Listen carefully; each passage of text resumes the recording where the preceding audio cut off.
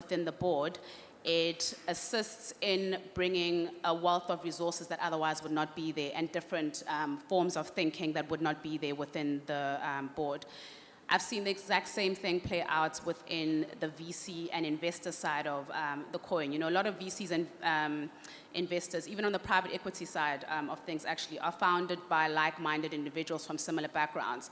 And so what happens then is that the funding that they are deploying is deployed to like-minded VCs as well as startups.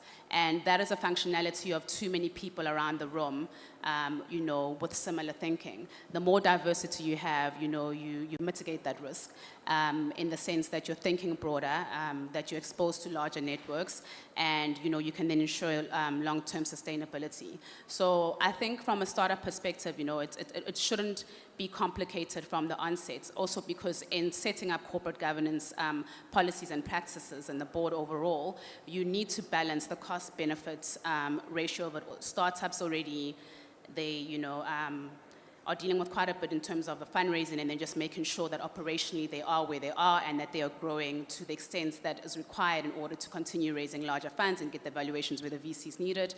And so the focus has to be operationally. If you're bogged down on what, even on the listed side, with larger corporates, it's a big problem, setting up governance structures and all the red tape around that, you know, you take your eye off the operational requirements. So it has to be simple enough, but yet effective enough in order, you know, for you to affect the changes that you want to see affected, to attract, you know, new investors, you know, as well as to increase your brand marker to the larger investor landscape at a better scale. So for us, that's our focus, you know, majority non-executive, with independence and diversified. And again, you know, diversification, you think to yourself, why the insistence across the board on having, for example, more female representation, having people from diversified backgrounds? Is because they bring different thoughts and processes into play that otherwise would not be thought of if it's just a predominantly male or predominantly specific ethnicity group